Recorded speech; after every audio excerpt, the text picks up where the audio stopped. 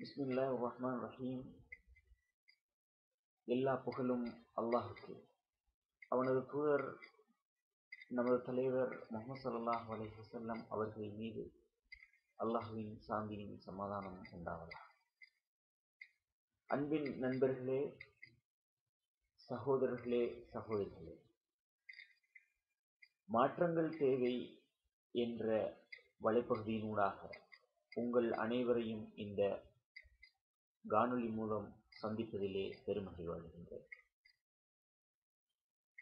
கடந்த 8 மாதங்களாக மாற்றங்கள் தேவை என்கின்ற வலைப்பகுதியிலே எழுத்தாளருடைய முகம் தெரியாமலே எழுத்துக்களை வாசித்து ருசித்துக் கொண்டிருப்பது நாம் அனைவரும் அறிந்தது.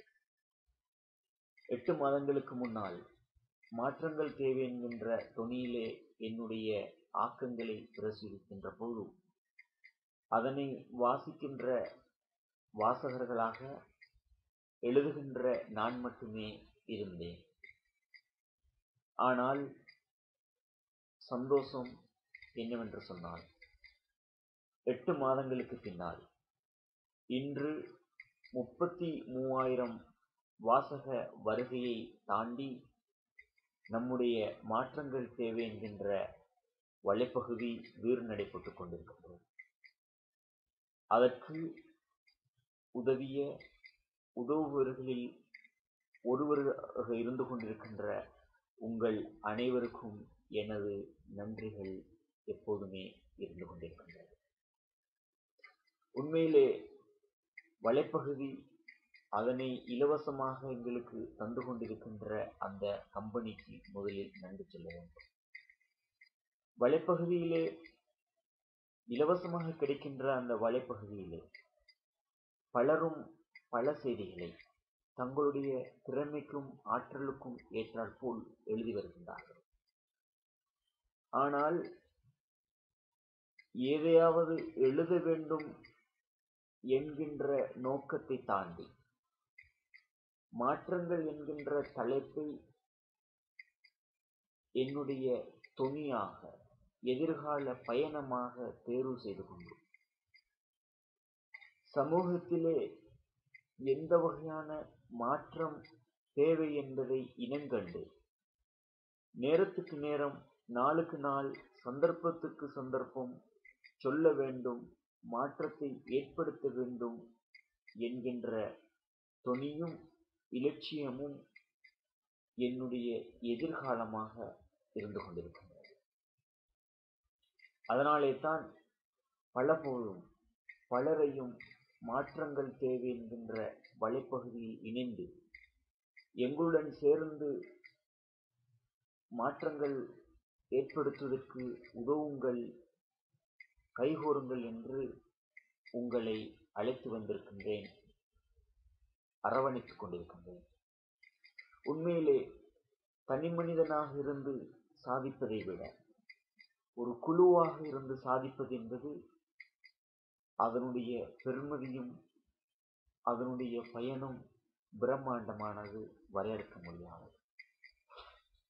மாற்றங்கள் தேவை என்று சொன்னால் வெறுமனே பேச்சில் மட்டுமல்லாமல், வெறுமனே எழுத்தில் மட்டுமல்லாமல், நடைமுறையிலே அதனை கொண்டு வருவதுதான் எங்களுடைய மிக முக்கியமான நோக்கமாக இருந்தது. சமூகத்திலே மாற்றத்தை ஏற்படுத்த வேண்டும் என்று சொல்லுவது இலேசான ஒரு காரியம். ஆனால் அதனை எவ்வாறு செய்வது, அதற்கு என்ன வகையான செயற்திட்டங்களை முன்னெடுக்க வேண்டும் என்பதை ஆராய்ந்து அவ்வப்போது வழிகாட்டுவது என்பது அனைவராலும் செய்ய முடியாத கஷ்டமான ஒரு காரியமாகும்.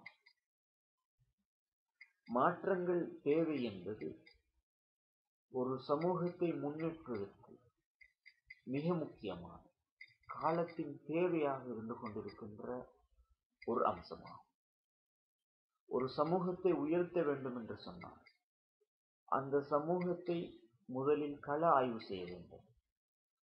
அந்த சமூகத்துக்கு எது குறைபாடு இருக்கின்றதோ அதனை இனங்கண்டு அதிலே மாற்றத்தை கொண்டு வருவது, அதற்காக பாடுபடுவது, அந்த மாற்றத்தை ஏற்படுவதற்கு யார் துணை புரிவார்கள், யாரின் மூலம் அதனை முன்னெடுக்க முடியும் என்பதை இனங்கண்டு அவர்களுக்கு அதனை எட்டி வைப்பது மாற்றங்களை ஏற்படுத்துவதன் முக்கிய முதல் தேவையும் அணுகுமுறையும் நடத்தையுமாக இருக்கும்.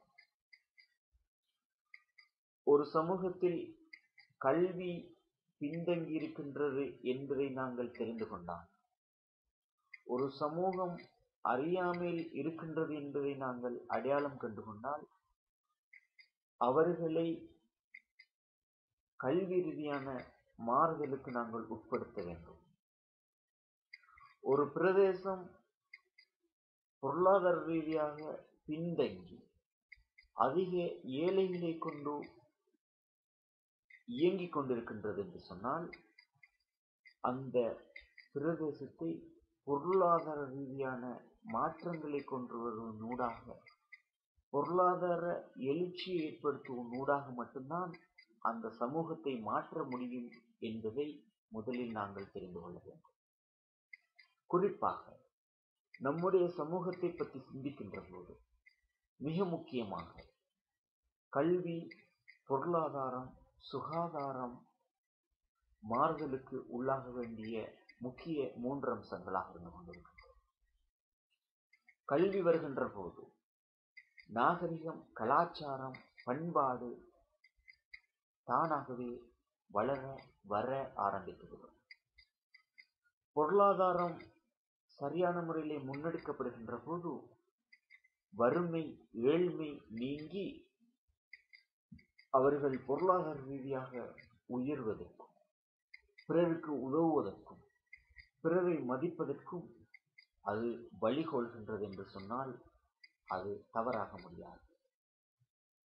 சுகாதார ரீதியாக ஒரு சமூகத்தை உயர்த்துகின்ற போதுதான் நோய்கள், தொற்று நோய்கள் போன்றவற்றை அந்த சமூகத்திலிருந்து ஒழிக்க முடியும்.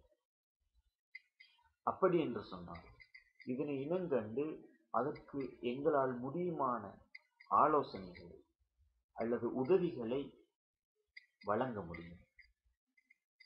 நாளுக்கு நாள் எது சொல்லப்பட வேண்டுமோ, எது ஆலோசனைக்கு உள்ளாக்கப்பட வேண்டுமோ அதனை இனங்கண்டு சொல்லிக்கொண்டு, அதற்கு ஆலோசனை வழங்கிக் கொண்டு, அதனை நடைமுறைப்படுத்துவதற்கு தகுதியானவர்களை இனங்கண்டு அவர்களுக்கு அந்த செய்தியை எத்தி வைக்கும் மிக முக்கிய பணியை கடந்த 8 மாதங்களாக மாற்றங்கள் தேவை என்கின்ற எம்முடைய வலைப்பகுதி மிக அழகாக செய்து கொண்டிருக்கின்றது என்பதில் எந்த சந்தேகமும் இல்லை. உதாரணமாக ஒரு சில செய்திகளை இந்த இடத்திலே ஞாபகமூட்ட கடமைப்பட்டிருக்கின்றன. இன்று எம்முடைய இளைஞர்களும் எம்முடைய வீட்டு பெண்களும் சந்திக்கின்ற, சவாலுக்கு உட்படுத்தப்பட்டிருக்கின்ற ஒரு மிக முக்கியமான பிரச்சனை தான் சினிமா. இன்றைய சினிமாவிலே நம்முடைய இளைஞர்களும் நம்முடைய பெண்களும் மிக பாரிய அளவில் பாதிக்கப்பட்டிருக்கின்றார்கள். அதனால் சினிமா பற்றி முடியுமான அளவு 8 தொடராக மாற்றங்கள் தேவை என்கின்ற வலைப்பகுதி பேசி வந்திருப்பது உங்கள் அனைவரும் அறிந்துவிடுவேன். 95% தீமைகளை வழங்கி வெறுமனே 5 அல்லது 5 விட குறைவான நன்மைகளை மாத்திரம் நமது சமூகத்துக்கு வழங்கக்கூடிய சினிமாவுக்கு பின்னால் நம்முடைய சமூகம் சீரழிந்து கொண்டிருக்கின்ற உண்மையை மாற்றங்கள் தேவை இனங்கண்டு. எவ்வாறு சினிமா சமூகத்தை வழிகெடுத்துக் கொண்டிருக்கின்றது, எந்த வகையான விடயங்களை செய்கின்ற போது சினிமாவிலிருந்து வெளியேற முடியும். நாம் பின்பற்றுகின்ற மார்க்கம் தூய்மையான இஸ்லாமிய மார்க்கம் சினிமாவை ஒருபோதும் ஆதரிக்கவில்லை என்பது மிக அழகாக அல் குர்ஆனில் நபிமொழி ஆதாரங்களுடன் நாம் சொல்லியிருக்கின்றோம். அதே போன்று நம்முடைய பிரதேசங்களிலே, நம்முடைய சூழலிலே இஸ்லாம் அல்லாத ஏனைய மதத்தை பின்பற்றுகின்ற சகோதரர்களுக்கும் அவர்களுடைய மதத்திலிருந்து விளக்கப்படுத்துவதற்காக கிறிஸ்துவ மதம் சினிமாவை பற்றி என்ன சொல்கிறது, இந்து மதம் சினிமாவை பற்றி என்ன சொல்கின்றது என்பதை மிக சுருக்கமாக முடியுமான அளவு நாங்கள் ஆராய்ந்து வழங்கியிருக்கின்றோம். இதே போன்றுதான் அண்மையிலே நாங்கள் வெளியிட்ட ஒரு கட்டுரை பலராலும் தனிப்பட்ட முறையில் அதே போன்று பொதுவான முறையில் நன்றி சொல்லிய, வாழ்த்து சொல்லிய, காலத்தின் தேவையாக வர்ணித்த ஒரு தலைப்பும் ஒரு ஆய்வும் தான் பள்ளி கட்டுவது மட்டும்தான் சதகத்துல் ஜாரியாவா என்கின்ற தலைப்பிலான அந்த கட்டுரை. உண்மையிலே நம்முடைய பிரதேசத்தில் வாழ்கின்ற அல்லது நமது சமூகத்துக்கு உதவி செய்ய வேண்டும் என்கின்ற தனிநபர்கள் அல்லது நிறுவனங்கள் தங்களுடைய பணத்தை பள்ளிகளை கட்டுவதற்கு மட்டும் பயன்படுத்துகின்ற அந்த சிந்தனை போக்கு நடைமுறை சமூகத்திலே மாற்றப்பட வேண்டும் என்பதை வலியுறுத்தும் ஒரு மிக முக்கியமான கட்டுரையாக அந்த கட்டுரை இன்று சமூகத்திலே காட்சிப்படுத்தப்பட்டிருக்கிறது.